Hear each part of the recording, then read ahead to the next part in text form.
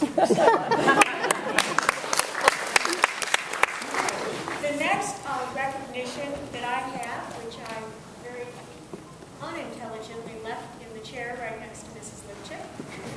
You see it? It's a medal, not a ribbon. Thank you so much. Is the Valedictorian Award.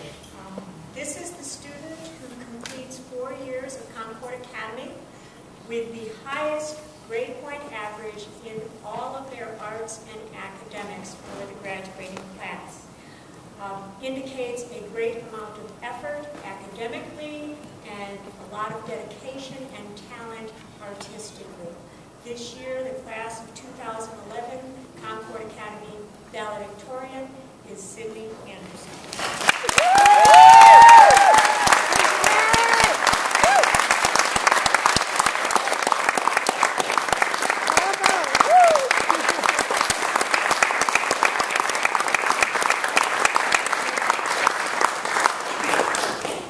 Now, I wouldn't mind this to keep things moving along, but I'm not having things getting silly. Kidding! If you know anything about me, you know that I avoid cliches like the plague. So I'm not going to stand up here and try to make you cry by talking about how today's the first day of the rest of our lives. I'm also not going to try to sound smart by throwing a bunch of pretentious quotes at you. Instead, I'd rather just say what I really feel. Concord Academy is the only school where instead of dreading having to go each day, you look forward to it, if only to see what strange things are going to happen to you today. At what other school will we get to sing about angels telling the children to keep in the middle of the road, regardless of the hazards of life and limb? Or play a dodo in the school play?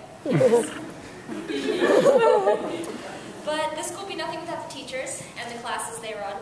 Take Mrs. D, for example. She's the only history teacher I know of who's willing to have political debates with students of different views. And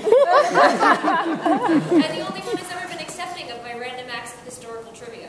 There's Mr. Case, who's willing to discuss great literature in the modern teenager's terms, and also has the wherewithal to drag us, kicking and screaming, over to his. Our science and math teachers are refreshingly honest about what concepts have a real-world application, and which ones are only being taught because of state law. And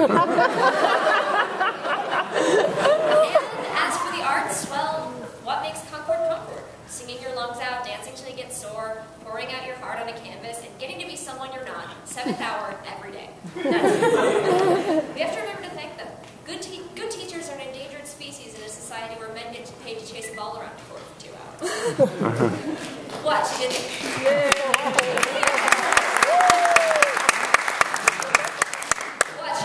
Get through this speech without me making some sort of rallying cry for social change. But above all, Concord is accepting. It doesn't try to squeeze out your individuality into the rank and file. That sort of approach may have made our lives easier, but it certainly wouldn't have made them exciting. And 30, 40 years down the road, when we're all having our midlife crises, it's the exciting we're all going to be grateful for.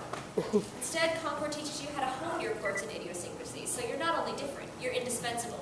Concord knows that those of us who max out video game stats have the potential to dominate the stock market. And that those of us who count the days to every Harry Potter premiere may be behind the multimedia franchises of tomorrow. And above all, we have fun. We learn, of course, but we have fun and we make memories.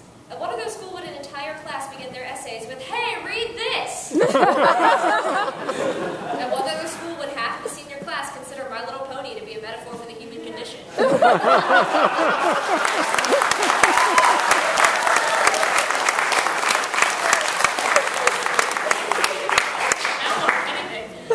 Some might call us crazy. I call us unique. Which leaves me the task of constructing a suitable ending to the speech that unleashes all our uniqueness out into the world. Life's going to be great for us. The adventure we've always dreamed about, read about. It's not going to be easy. When it hits you hard, remember, it's only a flesh wound.